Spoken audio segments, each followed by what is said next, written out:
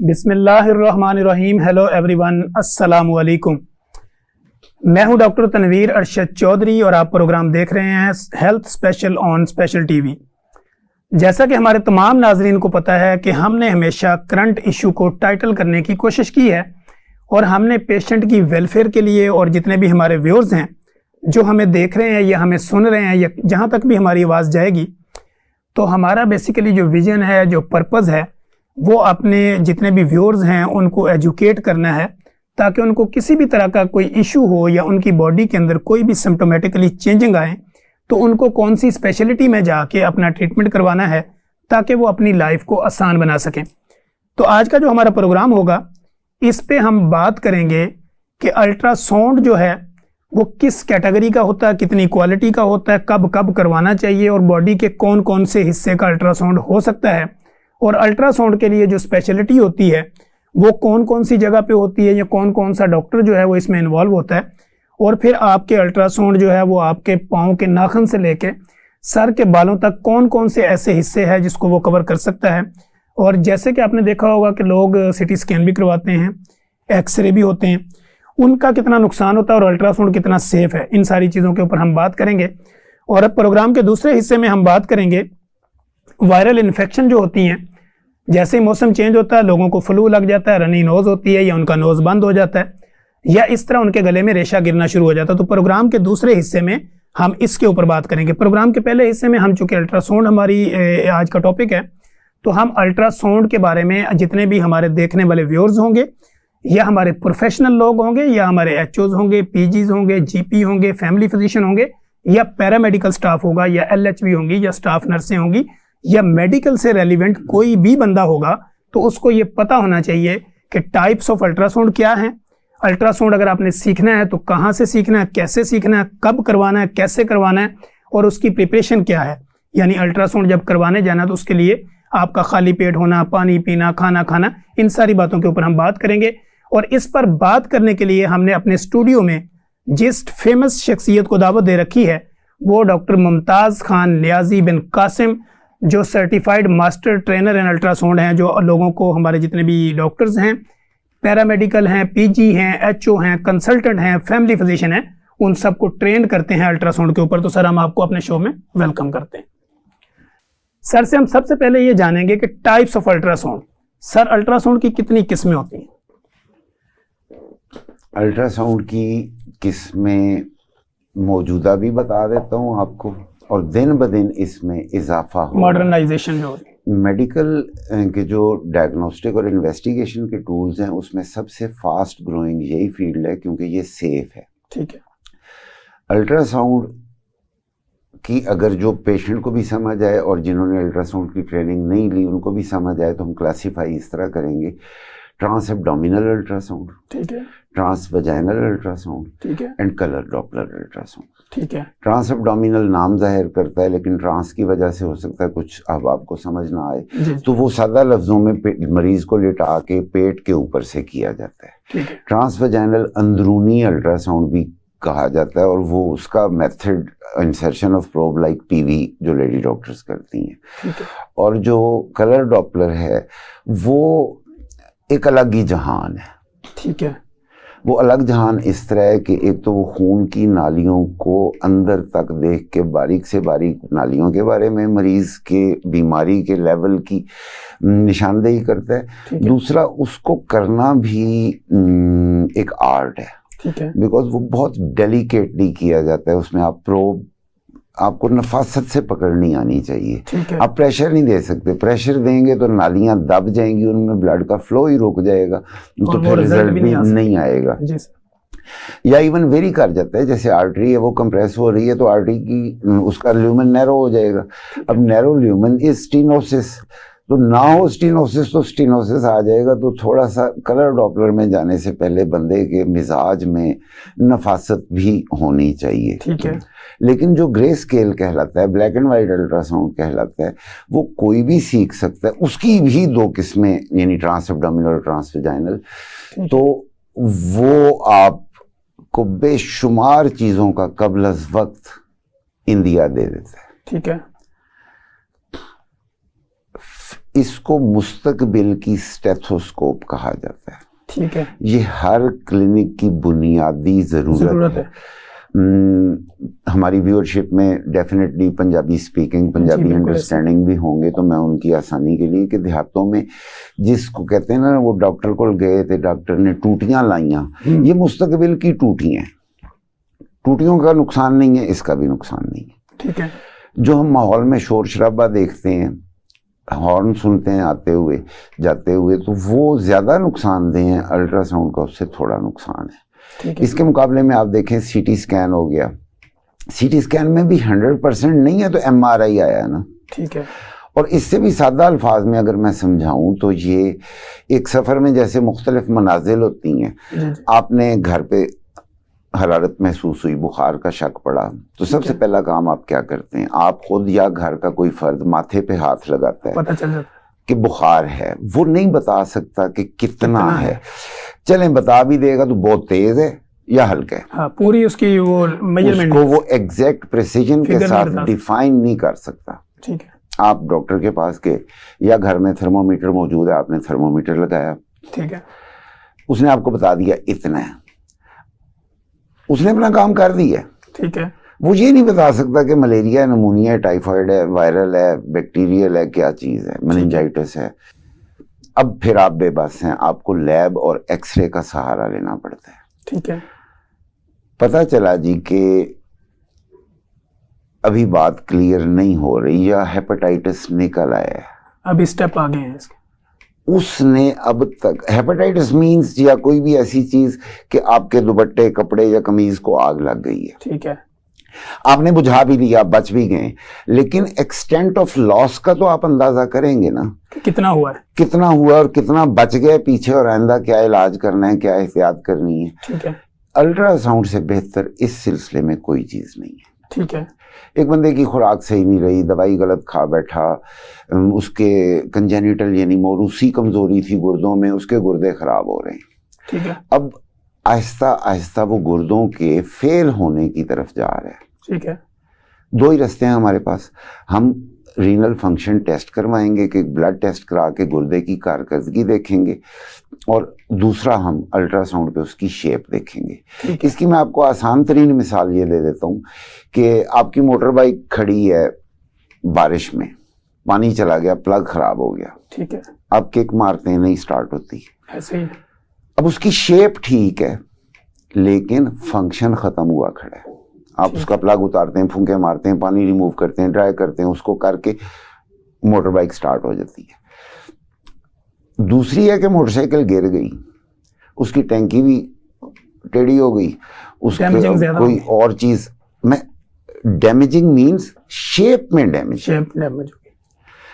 आपने किक मारी, स्टार्ट हो गई, टेढ़े हैंडल के साथ आप मैकेनिक के पास ले गए और कहा कि इसको सीधा कर दो। So ultrasound deals with the shape of the organs and those diseases which change the shape of the organs. Excellent. Like जिगर बढ़ गया, जिगर सुकड़ गया। ठीक है। जिगर बढ़ा है या नहीं बढ़ा, उसमें चर्बी जमा हो रही है या नहीं हो रही। ठीक है।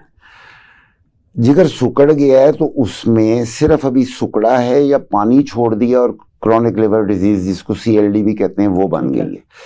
अब अगर वो सुकड़ गया है तो उसकी सतहें गैर हमवार या वेवी हो गई हैं, तो ये बीमारी के अगले दर्जे को शो करती है, ज्यादा सीरियसनेस को शो करती है। ये भी हो गया और अंदर छोटे छोटे दाने बनने शुरू हो गए हैं जो कि मेडिकली तो रीजनरेटिंग नोड्यूल्स कहलाते हैं। अब जब ये स्टेज आ जाती है तो बहुत इम्कान होता है कि इनमें से कोई ग्रो करता हुआ सेंटर गुमराह हो जाए और वो नॉर्मल सेल्स बनाने की बजाय ऐसे सेल्स बना दे जो कि नॉर्मल नहीं है। तो मेडिकल की जुबान में इसको नियोप्लेजिया और मैलिग्नेंसी कहते हैं। ठीक है। इसकी भी बर वक्त बाज औकात इस चीज को संभालना, बाज औकात नहीं बल्कि अक्सर ऐसे हर बीमारी में पहली बात prevention is better than cure. ठीक है। और जब क्योर आ जाता है तो earliest diagnosis is very very much helpful in coming over the disease. Kidney की मैंने एग्जांपल दे दी, इन दोनों की अहमियत को अगर आप एक पलड़े में रखें तो उसके बराबर मुफीद, कारआमद और ख़तरात से बचने के लिए है कि ब्रेस्ट का जब अल्ट्रासाउंड किया जाता है तो उसमें क्या बताया जाता है?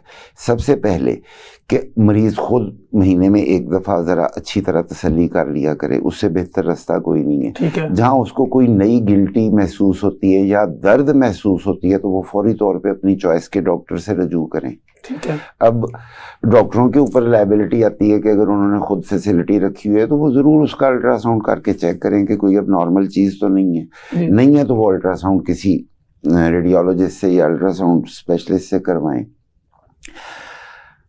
इसमें आगे फिर क्लासिफिकेशन है, विराट क्लासिफिकेशन के। बहुत सी बीमारियां यानी ब्रेस्ट के ट्यूमर्स ऐसे हैं जो जितना जल्दी पकड़े जाएं उतना महदूद पैमाने पे उनका इलाज मुमकिन होता है और मुकम्मल इलाज मुमकिन होता है। और जिसको आम फहम जुबान में जड़ें छोड़ना कहते हैं बीमारी का, और मेडिसिन में मेट्स कहते हैं उसको। तो जब मेट्स हो जाते हैं तो सबको पता है कि फिर आप सर्जरी भी करेंगे, फिर आप कीमोथेरेपी भी कराएंगे, फिर आप रेडिएशन भी लगवाएंगे। एक तो काम बढ़ गया। अब इन तीनों चीज़ों के साइड इफ़ेक्ट्स हैं। मेडिसिन वो साइटोटॉक्सिक होती हैं, यकीनन वो जिस्म के बाकी हिस्सों पे बोझ डालती हैं। रेडिएशंस बचा बचा जानता है कि फ़ायदेमंद इस्तेमाल अगरचे वो फ़ायदे के लिए हो रही हैं, लेकिन वो किसी हद तक जल्द को जलाएंगी, किसी हद तक। और तीसरा उसमें आ जाता है कि जब आप सादा लफ्ज़ों में इन बीमारियों को आप आग लगना कहें तो आग को जितना जल्दी बुझा लेंगे उतना कम नुकसान होगा और बकाया ठीक चीज़ बच जाएगी। और अल्ट्रासाउंड से मुफीद चीज़ इसमें कोई नहीं डायग्नोस्टिक के अंदर। दैट्स वाई WHO, मैं नहीं जोर दे रहा, WHO मुद्दत से जोर दे रही है इस चीज़ पे कि ये फ्यूचर की स्टेथोस्कोप है और हर क्लिनिक पे इसकी मौजूदगी स्टेथोस्कोप की तरह ज़रूरी है। जी जी। अच्छा सर, जैसे कि आपने बड़े ज़बरदस्त अंदाज के अंदर ये सारी इसको डिफ़ाइन किया और बड़े अच्छे तरीके से बताया। तो जैसे हमारे यहाँ हमने देखा है कि लोकल क्लिनिक्स होते हैं, लोकल प्रैक्टिस होती है, तो अक्सर लोगों के पित्ते में पथरी निकल आती है या उनका फैटी लीवर होता है। तो पित्ते में पथरी वाले जो मरीज़ होते हैं इनको अल्ट्रासाउंड करवाते वक्त खाली पेट जाना चाहिए खाना खाने के बाद, या कितना गैप होना चाहिए उनके खाने के दरमियान जब वो अल्ट्रासाउंड के लिए जाए बेटर रिजल्ट के लिए? देखें जी, मैं आपको आसान तरीन ताकि हमारे व्यूअर्स भी समझ सकें उस चीज़ को। मेरे सामने, आपके सामने अगर एक ग्लास में पानी पड़ा है, ठीक है, तो हमें ये साफ नज़र आ रहा है ऐसे ही। लेकिन अगर इसमें 3-4 ग्लास पड़े हों, वो कलर्ड हों, साथ 5-6 कप भी पड़े हैं, तो अब अगर कहा जाए कि वो गिलास जिसमें पानी है जो हमने पीना है, या आपको लगता है कि वो उसमें किसी ने पी के बचाया हुआ नहीं है, तो उसको ढूंढना मुश्किल हो जाएगा ऐसे। पित्ता ऐसी जगह पे वाक़ई होता है कि इसके करीब से छोटी आंत मैदे से निकल के गुजरती है, ठीक है। अब अगर खुराक खाई होगी तो वो उसके छोटे टुकड़े जो हैं वो जब पित्ते के आगे आए हुए होंगे, ठीक है, तो शक में डाल देंगे कि ये टुकड़ा या वो पथरी की तरह लगेगा, ठीक है, ये कहीं पित्ते के अंदर तो नहीं है। अब पित्ते में पथरी डिक्लेयर करना मजाक नहीं है, उसकी बेस पे सर्जन ने सर्जरी कर देनी है। जब निकाला पित्ते में पथरी नहीं थी तो मरीज को कितनी तकलीफ से गुजरना पड़ा, खर्चे से गुजरना पड़ा, कुछ दिन वो अपना काम पूरा जोर लगा के ना कर सका। अब जब आप उसको 8 आवर्स की फास्टिंग देते हैं, यानी 8 घंटे का रोजा रखवाते हैं, तो वो रुकावटें हट जाती हैं, ठीक है। दूसरा, जब आपने खाना खाया होता है तो पित्ता सुकड़ी हुई हालत में होता है, ठीक है। सुकड़ी हुई हालत का मतलब है कि आपने एक जैसे ब्रीफ केस या टैची केस में एक चीजें गड़बड़ कर दी, ठीक है, तो गड़बड़ की बजाय खोल के बाहर निकाल के रखें तो अब आपको हर चीज निकालनी आसान होगी, पहचाननी आसान होगी। तो 3 ही चीजें जिसमें तैयारी की जरूरत होती है, इसको तैयारी कहा जाता है, प्रिपरेशन ऑफ द पेशेंट। एक पित्ते का अल्ट्रासाउंड और एक पैंक्रियाज का, लबलबे का, इसमें एटलीस्ट 8 आवर्स फास्टिंग, और वो भी जो आखिरी खाना खाया उसमें आइडियली चिकनाई ना हो, चिकनाई कम हो या खाई ना हो। दूसरा है अर्ली प्रेगनेंसी, ठीक है, पहले 2 माह में खास तौर पे, वो भी बगैर यानी वक्फा होना चाहिए। जी नहीं, उसमें खाने की प्रिपरेशन नहीं है, उसमें प्रेपरेशन है कि मरीज पानी पिए और उस वक्त तक वेट करे या घर से पानी पी के आए कि जब अल्ट्रासाउंड उसका होने लगे तो मसाना निसफ या निसफ से थोड़ा सा ज़्यादा भरा हुआ हो। ठीक है। वो अल्ट्रासाउंड जो करते हैं जानते हैं कि ब्लैडर यूट्रस के फंडस से ऊपर जाना चाहिए और पूरे यूट्रस को ब्लैडर के नीचे होना चाहिए, तब उसका बेस्ट एग्जामिनेशन हो सकता है। ठीक हो गया। टीवीएस के लिए गायनी ऑब्स में किसी तैयारी की जरूरत नहीं है, बल्कि पेशाब आया किसी भी वक्त हो किया जा तो सकता आया भी हो तो कहते हैं कार आओ, उसके लिए एम्प्टी ब्लैडर चाहिए होता है। अच्छा। फर्क ये है कि एब्डोमिनल गहराई तक देखता है, बड़े बच्चे को देखता है, बच्चे की तफसीलात देखता है, माजूरी देखता है, एनोमली स्कैन कर लेता है। टीवीएस छोटी चीज़ों को पकड़ने में ज़्यादा बेहतर है, like small lesions and early pregnancy की डिटेक्शन वो 2-4 दिन पहले कर देता है। तो 2-4 दिन भी बाज़ औक़ात बाज़ फैमिलीज़ के लिए बहुत अहम होते हैं। ठीक हो गया। अच्छा सर, दूसरा ये है कि हम चूंकि अपने क्लिनिकल ट्रायल में देखते हैं, बीइंग अ क्लिनिशियन प्रैक्टिशनर, चूंकि हम रोज़ाना की बेस पे सैकड़ों मरीज देख के आते हैं यहाँ, आपकी भी प्रैक्टिस माशाल्लाह उसमें होती है, तो हमारे से ये पूछा जाता है, अक्सर लोग फ़ोन पे भी पूछते हैं, वीडियो कॉल पे भी आते हैं, ऑनलाइन कंसल्टेशन पे भी आते हैं, कि जब उनको कोई शहवत के इशू होते हैं, जिन्होंने हैंड प्रैक्टिस की होती है, उनका नफ्स का टेढ़ापन आ जाता है, तो अल्ट्रासाउंड का इसमें भी कोई रोल है? अल्ट्रासाउंड उसमें 2 चीज़ें बता सकती है ना, कि उनका जो सादा तरीन लफ्ज़ों में गोश्त वाला पहलू है, ठीक है, या हिस्सा है, ठीक है, वो किस कंडीशन में है, ठीक है, और नंबर 2 जो शहवत का है वो मेनली है ही वीनस कंजेशन, ठीक है, तो वेल्व गोश्त वाले हिस्से में आ जाएगा, ठीक है, और वेन्स की कंडीशन जो है वो कलर डॉपलर में आ जाएगी। ठीक होगा सही, लेकिन यानी अल्ट्रासाउंड का रोल है इसमें? अल्ट्रासाउंड आपको एक रहनुमाई कर सकती है कि इस वक्त क्या पोजीशन क्या है इसकी, बायलैटरली वेन्स सिमेट्रिकल है नहीं है, और सम कंडीशन में हमने देखा है टेढ़ापन है ही उनकी वेल्व्स की एसिमेट्री की वजह से। ठीक है, मेन रोल है कि एक तरफ और तरह का प्रेशर पड़ रहा है, एक तरफ और तरह का प्रेशर पड़ रहा है, तो कजी आ गई। और कजी की दूसरी वजह यही है कि उस साइड का गोश्त वीक हो गया, तो ये इन चीज़ों में गाइड किया जा सकता है, बट बेस्ट इसमें जो हेल्प है वो यूरोलॉजिस्ट ही दे सकते हैं। जी नाज़रीन, यहाँ पे हम लेते हैं एक ब्रेक, और सर के साथ बड़ी मज़े की गुफ्तगू है, और वहीं से हम दोबारा स्टार्ट लेंगे। वेलकम बैक नाजरीन। जैसे कि आपने देखा कि हम बड़े ही खूबसूरत अंदाज के अंदर सर से बहुत ज़्यादा चीज़ें सीखने की कोशिश कर रहे हैं, कि सर हमें ये बता रहे हैं कि बेसिकली अल्ट्रासाउंड क्या चीज़ है, इन फ्यूचर अल्ट्रासाउंड की क्या वैल्यू है, और हमारी बॉडी के अंदर डायग्नोज के अंदर जब भी हम किसी क्लिनिकल ट्रायल में जाते हैं तो अपनी बीमारी को डायग्नोज करवाने में अल्ट्रासाउंड का क्या रोल है। और सर से हम कोशिश कर रहे हैं कि वो मोटी मोटी बातें जो आम ज़रूरत होती हैं हमारी पब्लिक की, और जितने भी हमें देखने वाले हमारे व्यूअर्स हैं, नाजरीन हैं, जहाँ तक हमारी आवाज़ जाएगी, जब तक हम सुने जाएंगे तो लोगों को ये पता होना चाहिए कि अल्ट्रासाउंड का आपकी बॉडी में रोल क्या है, और कहाँ कहाँ पे इससे क्या क्या चीज़ें डायग्नोज की जा सकती हैं, और अल्ट्रासाउंड के नुकसानात क्या हैं। जैसे कि आपको पता है कि सिटी स्कैन या जितनी भी आपकी शुआएँ लगती हैं या इस तरह का कोई भी प्रोसीजर होता है, तो उसके नुकसानात से अल्ट्रासाउंड के नुकसानात कितने हैं या नहीं है, इन सारी बातों के ऊपर हम डिटेल गुफ्तगू कर रहे हैं। तो सर मेरी आपसे ये होगा कि जैसे हमने अभी बात की हैंड प्रैक्टिस की और इस तरह, तो सम कंडीशन में जैसे हमारे पास पेशेंट आते हैं तो उनके टेस्टिस जो होते हैं ना, उनका साइज़ बढ़ना शुरू हो जाता है, एक का साइज़ बड़ा हो गया, एक का छोटा हो गया, या ऊपर चढ़ना शुरू हो गया, हर्नियों की शिकायत होगी, तो इसमें अल्ट्रासाउंड की प्रिपरेशन जो है वो कैसे करते हैं और इसका रोल क्या होता है? इसमें पहली बात है, प्रिपरेशन की ज़रूरत नहीं है। आपने बहुत अच्छा एक सवाल पूछा, ये एक पूरी कहानी है और मरीज़ों की इसमें बहुत बड़ी तादाद है, और यूरोलॉजिस्ट्स की प्रैक्टिस का एक मेन चंक है ये। ठीक है, हम बात शुरू करेंगे कि पैदाइशी बढ़े हुए नहीं होते, ठीक है, पैदाइशी अंदर चले जाना जिसको कहते हैं। ठीक है, एक का आमतौर पे एक का होता है, राइट लेफ्ट कोई भी हो सकता है, और वेरी फ्यू केसेस में दोनों भी हो सकते हैं, लेकिन एक भी हो तो वो अच्छा नहीं है। सबसे पहली बात कि वो माजूरी के जुमरे में आता है। ठीक है, जब वो ज्यादा अरसा अंदर रहेगा तो अल्लाह ने उसको बाहर क्यों रखा है, पहले तो ये सोचें। ठीक है, अल्लाह ने उसको बाहर इसलिए रखा है कि जो हमारे जिस्म का टेम्परेचर है उस पर वो सर्वाइव ही नहीं कर सकता। जितना अरसा सरवाइव करेगा वो अपना प्रॉपर फंक्शन नहीं कर सकता। जी ठीक है। तो अल्लाह ने उसको जिस्म से के साथ भी रखा और अलहदा कर दिया, इंतहाई सादा ज़बान में, हवादार माहौल में। ठीक है, ऐसे ही।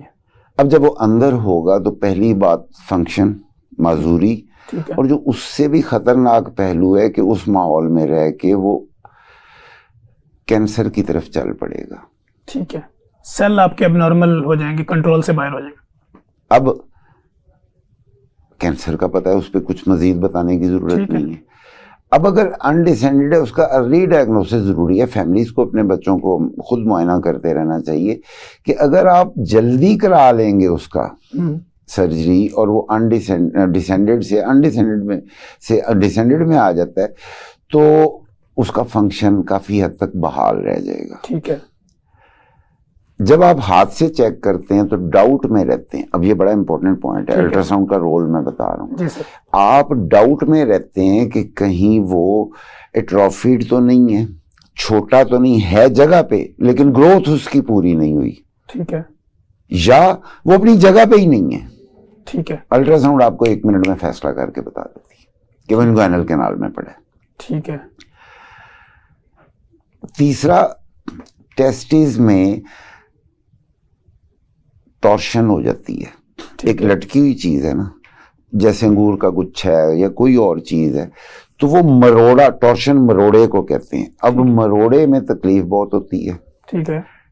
ये किसी और वजह से है, सोजिश से है या मरोड़ा खा गई है। दोनों सूरतों में इलाज में जमीन आसमान का फर्क। जी बिल्कुल ऐसे। अगर सोजिश है तो आप दवाई देंगे, और अगर टॉर्शन है तो इमीडिएटली सर्जरी करेंगे या उसको मैनुअली रिमूव करने की कोशिश करेंगे। ठीक है। अगर आपने टॉर्शन की सूरत में देर कर दी तो टेस्टिस फारिग है। ठीक है। दूसरा किसी हादसे में फारिग हो जाता है, या एक अनडिसेंडेड है और एक में बच्चे की टॉर्शन हो जाती है। ठीक है। तो बच्चे की लाइफ का रिप्रोडक्टिव पहलू, जो कि उसकी लाइफ का इंतहाई अहम पहलू है, हर एक का हक भी है कि मुआशरा उसका ख्याल रखे, फैमिलीज ख्याल रखें, हेल्थ लाइन के लोग ख्याल रखें।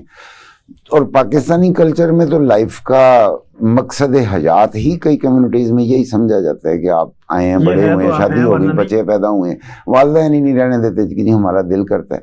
अब वो बंदा जितना मर्जी नाम बना ले किसी भी शोबे में, एंड पे मतलब उसको एक खुद को भी और सोसाइटी को भी फीलिंग होती है कि वो है तो फारेगी। उसके मैंने जो अपनी प्रैक्टिस से और सोसाइटी की बातें सुन के निकाला है कि आप चांद पे भी चले जाएं ना, अगर आपकी ये सलाहियत मजरू हो गई है तो आप खुद को भी मुकम्मल नहीं तसव्वुर करते और सोसाइटी भी आपको मुकम्मल तसव्वुर नहीं करती। तो इससे आप अंदाज़ा लगा सकते हैं कि हाउ इम्पोर्टेंट इट इज़। ठीक है। तो टॉर्शन पिक करनी आनी चाहिए, first of all the most important thing. ठीक है। अनडिसेंडेड पिक करना आना चाहिए हर एक को, उसमें डिले। जब ये दो चीजें नहीं है, अब ये कब होगा? जब हर क्लिनिक पे अल्ट्रासाउंड होगा और उसकी स्किल डेवलपिंग होगी, और स्किल डेवलपिंग होगी उसकी। स्किल डेवलपिंग की तरफ मैं चाहूंगा कि थोड़ा इसके बाद हम आए। पहले तो हम आ रहे हैं कि हमें प्रैक्टिस के दौरान और हमारे मुआशरे को अपने इलाज के लिए ये चीज जरूरी क्यों है। अब हाइड्रोसील है, वन कैन वेट। ठीक है। वेरिकोसील है, वन कैन वेट। ठीक है। ऑर्काइटिस है, वन कैन वेट। ठीक है। लेकिन टॉर्शन में आप वेट नहीं कर सकते। ठीक है। आपको पता है टाइम लिमिट आपके पास कितनी है? आइडियली 4 आवर्स के अंदर हो जाना चाहिए। ठीक है। 4 घंटे तो मशवरों में लग जाते हैं जब डायग्नोज हो जाए तो। और अलमिया ये है कि 4 दिन बाद ध्यान जाता है फैमिली का भी और प्रैक्टिशनर का भी कि कहीं टॉर्शन ना हो, मेरी दवाई से ठीक क्यों नहीं हुआ। जी जी। अब उस वक्त तक पानी सर से गुजर चुका होता है। तो कुछ किबले भी दुरुस्त करने वाले हैं, प्रैक्टिशनर के भी और फैमिलीज के भी। ये थोड़ी सी बेटर बात है कि आप सबसे पहले उन इमरजेंसी सिचुएशंस का डाउट करें और उनको रूल आउट करें जिनमें आपके पास टाइम की सबसे ज्यादा अहमियत है। इसी तरह अपेंडिक्स है, अपेंडिक्स डायग्नोज हो गई, मरीज मसला ही कोई नहीं है। ठीक है।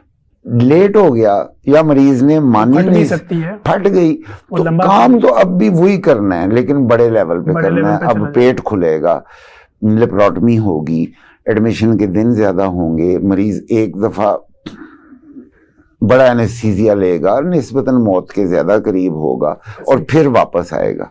तो बड़े काम को करना हमेशा मुश्किल भी होता है और महंगा भी होता है, तकलीफ दे भी होता है। तो इन तीनों चीज़ों से अर्ली डायग्नोसिस हमें बचा सकता है। नाज़रीन, जैसे कि हमने आपको बताया था कि प्रोग्राम के पहले हिस्से के अंदर हमने अल्ट्रासाउंड पे बात की और दूसरा हिस्सा जो प्रोग्राम का था उसमें हमने बात करनी थी वायरल डिजीज़ के ऊपर। जैसे रनी नोज़ होती है, आपका नाक बहता रहता है, बाज़ दफ़ा बच्चों में हमने देखा है कि नाक बहते बहते उनका नाक पकना शुरू हो जाता है। इसी तरह अगर बड़ों में देखें तो उनका भी रनी नोज़ होना या उनके नोज़ के अंदर इन्फेक्शन का हो जाना या गले में रेशा गिरना, इन सारे मामलात पर बात करने के लिए हमने जिस शख्सियत को अपने स्टूडियो में दावत दे रखी है, तो हमारे साथ डॉक्टर आलिया अलवी मौजूद हैं जो कंसल्टेंट फैमिली फिजिशियन है। डॉक्टर साहब, हम आपको अपने शो में वेलकम करते हैं और आपसे हम ये आगाज़ करेंगे अब इसमें कि वायरल डिजीज़, जैसे कि आजकल आपने देखा है कि आपके भी क्लिनिकल ट्रायल में, आपकी प्रैक्टिस के अंदर भी बेशुमार बच्चे बड़े रिपोर्ट होते हैं रनी नोज़ के साथ। इसकी रीज़न क्या होती है और आप टाइटल कैसे करते हैं? देखिए, सबसे पहले तो ये कि बहुत शुक्रिया इस मौजू पे बात करने के लिए। ये फैमिली के लेवल पे ये होता है कि जो जिसको हम आम ज़बान में राइनाइटिस कहते हैं, इसमें बहुत सारे उसके रीजंस होते हैं। उसका ये है कि उसमें इन्फेक्शियस है और नॉन इन्फेक्शियस, यानी कि समझे कि वायरल, बैक्टीरियल और एलर्जेंस हैं, और इसके अलावा जो ऑक्यूपेशनल कॉजेज होते हैं। तो अब ये होता है कि बच्चों में ज़्यादातर पहले वायरल होता है जिसमें हम एंटीबायोटिक की ज़रूरत नहीं होती, लेकिन हम उनको एंटीबायोटिक दे देते हैं। और जब बैक्टीरियल होता है तो उस पर फिर एंटीबायोटिक का हमें पता नहीं होता कि उस वक्त दी जाए। तो ये बेहतर ये होता है कि जब वायरल हो तो उसको सिंपल जो सिम्टोमेटिक ट्रीटमेंट है, जैसे ये जो गर्म पानी वाली चीज़ें होती हैं, रेमेडी होती है, होम रेमेडी हुआ, टोटके जिसको कह लें, वो बहुत इफेक्टिव होते हैं। जो शांदा है, चाय, कॉफ़ी या गर्म पानी है, तो ये दिया जाए। और इसके अलावा जब ये है कि वो सिक्रीशंस गाढ़ी हो जाती हैं या वो बैक्टीरियल जिसको हम उस पर कहें कि जो है, या फिर आम जबान में कहते हैं केरा गिरता है, उसमें हमें ज़रूरत होती है कि हाँ ठीक है, उसको एंटीबायोटिक दी जाए और एंटी एलर्जिक्स दिए जाए ताकि वो प्रॉब्लम सॉल्व हो जाए। ठीक है। तो डॉक्टर साहब, इसके लिए कोई आप टेस्ट भी करती हैं या सिर्फ ये फिजिकल एग्जामिनेशन काफ़ी होता है पेशेंट का आपके क्लिनिकल ट्रायल? देखिए, फैमिली फिजिशियन के तो सबसे बड़ा यही है कि हमने कम खर्च और बाला नशीन वाला है कि हमें ज़्यादातर बहुत सारी चीज़ें हमें क्लिनिकल प्रैक्टिस पे उसको डायग्नोस की जाए कि कम से कम मरीज़ के ऊपर टेस्ट का बोझ डाला जाए। तो इसमें ज़्यादा बेहतर यही होता है कि वायरल और बैक्टीरियल में पता चल जाता है उसका, तो टेस्ट की ज़रूरत नहीं पड़ती। ये है कि इन द लॉन्ग रन हो कि बच्चों में हो, तो उसमें फिर हम अगर सिंपल CBC करवा लें, हमें पता हो कि अच्छा IgE लेवल ज़्यादा है, या जैसे कि किसी के ईओसिनोफिल ज़्यादा हो, तो उस लिहाज से हमें ये होता है कि अच्छा ईओसिनोफिल चूँकि कार्डियो टॉक्सिक भी हो सकते हैं, तो ये शायद हमारा कोई बेनिफिट हो। अदरवाइज इसका कोई ज़रूरत नहीं पड़ती हमें टेस्ट कराने की, तो ऐसे ही हम क्लिनिकल प्रैक्टिस पे डायग्नोस कर सकते हैं आराम से। अच्छा, आप हमारे व्यूअर्स के लिए ये बताएं कि अगर उनको कोई रनी नोज़ हो जाती है, नोज़ बहना शुरू होती है, नोज़ पक जाती है या इस तरह का कोई मसला होता है, तो इसमें मैक्सिमम कितना टाइम लग सकता है? क्योंकि माएँ परेशान होती हैं, वो फिर डॉक्टर्स को मजबूर कर देती हैं एंटीबायोटिक पे, वायरल पे, इंजेक्शन लगाने पे, ड्रिपें लगाने पे, नोबलाइजेशन पे। देखिए, पाओ को तो मैं सबसे पहला मशवरा तो यही दूंगी कि जब उन्हें पता होना कि बच्चे को मतलब ठीक है या है, सिर्फ वो इतना देखें कि अगर बच्चा जैसे बुखार भी उसको हुआ है, बुखार दवाई दी, बुखार उतरा, बच्चा खेलने लग गया, इसका मतलब है कि ये बच्चे को वायरल है। ठीक है, क्योंकि बच्चा टॉक्सिक नहीं होता वायरल इलनेसेस में। लेकिन अगर वो बैक्टीरियल है तो उसका मतलब है कि उसको जो जिसमें नेजल सिम्टम्स होते हैं ना, वो वायरल है। और जो बैक्टीरियल होता है उसमें ना तो आपको नाक बहेगा, ना आपको मतलब कफ का इतना मसला होगा, वो लो रेस्पिरेटरी ट्रैक्ट होता है, तो उस पर फिर आपको एंटीबायोटिक की ज़रूरत है। वायरल में 3 से 5 दिन में इसने ठीक हो जाना है। ठीक है, उसमें आप मतलब घबराएं नहीं, सिर्फ इसको पैरासिटामोल लगवाएं, बिल्कुल भी एंटीबायोटिक पे फौरी ना जाएं, सिर्फ उस पे ये करें कि बच्चों को भाप दें। और भाप का तरीका तो पानी की भाप वाला मुश्किल नहीं है, वो ह्यूमिडिटी हमें बेसिकली करनी होती है। और उसका तरीका ये होता है कि आप थोड़े फासले पे एक गर्म पानी का बर्तन रखें और बच्चे को पास लेके बैठ जाएं। वो टॉवल रख के वो फेशियल टाइप भाप नहीं चाहिए, उसकी जरूरत नहीं होती, बिल्कुल भी नहीं। हमें बेसिकली ह्यूमिडिटी मतलब इनहेल करनी होती है। अच्छा, लोग इसमें चावल वगैरह रहता, दही शही खाना बंद कर देते हैं, तो इसमें कितनी सच्चाई है? नहीं, इसका इन चीज़ों का वायरल इन्फेक्शन में तो बिल्कुल भी कोई रोल नहीं है, बिल्कुल भी नहीं। सिर्फ ये है कि हाँ, सूदिंग इफेक्ट होता है अगर हम गर्म पानी वाली जैसे चाय, कॉफ़ी, कहवा, जो शांदा या यूं कह लें कि ये मतलब इस तरह सूप वगैरह, यखनी सूप, इनका इस्तेमाल सूदिंग इफेक्ट होता है, इस्तेमाल कर सकते हैं बिल्कुल। लेकिन इसके अलावा और जो है वो ये जो दूध पीना छोड़ दे, ये सब कुछ छोड़ दे, वायरल इन्फेक्शन पे उसका कोई रोल नहीं होता। अच्छा, इसमें इम्यूनिटी भी चूंकि इन्वॉल्व होती है, क्योंकि अगर आपकी इम्यूनिटी जितनी स्ट्रॉन्ग है, जैसे हमारे एक पल्मोनोलॉजिस्ट थे तो वो कहते हैं कि जो बच्चे ये सड़कों के इर्द गिर्द आप देखें तो वो रह रहे होते हैं ना, तो वो फुल यखनी अगर अपना देखें, कोहरा भी पड़ रहा है तो वो एक ही निक्कर में पूरी जगह घूम रहे, लेकिन उनकी इम्यूनिटी इतनी स्ट्रांग होती है कि ना उनको वायरल बैक्टीरियल निमोनिया वगैरह नहीं होता। तो इम्यूनिटी को बूस्ट अप करने के लिए आप क्या समझती हैं कि लोगों को ड्राई फ्रूट्स का इस्तेमाल इस सीजन में ज्यादा करना चाहिए? सबसे पहला तो ज़ाहिर अफोर्डेबिलिटी का इशू जिसके लिए भी बहुत मतलब जिस लेवल पे भी ना हो, तो ये हो कि थोड़ा सा जितना भी कोई अफोर्ड कर सकता है ड्राई फ्रूट का इस्तेमाल करे। और जो भी मौसमी फल जैसे अल्लाह ताला ने बनाया जाए, ड्राई फ्रूट भी बहुत ज़्यादा लेंगे तो उससे भी फिर एक इंटरनल टेम्परेचर का भी लोगों को इफेक्ट होता है। तो उसके साथ आप मौसमी फ्रूट खाएं, और गाजरें बहुत अच्छी हैं। और जब इस तरह की मैं तो अक्सर अपने मरीजों को क्लिनिकल ट्रायल में कहता हूँ कि ड्राई फ्रूट्स आपने एक मुठ लेनी है, रुग नहीं लेना एक मुठ। यहाँ पे हमारे यहाँ मुठ नहीं, वो पूरा रुग भरते हैं। वो ये भी फिर आपके लिए नुकसानदेह होता है। हर चीज का अलग अलग, जबकि हमें पूरा ड्राई। अच्छा, हम डॉक्टर साहब को साथ करते हैं। डॉक्टर साहब, वायरल डिजीज के अंदर अल्ट्रासाउंड की क्या वैल्यू है या क्या जरूरत पड़ सकती है उसकी? वायरल डिजीज में आपने पिछली बात इतनी मजेदार की कि मुझसे रहा नहीं जा रहा। अगर आप मुझे 1-1.5 मिनट सर बोले।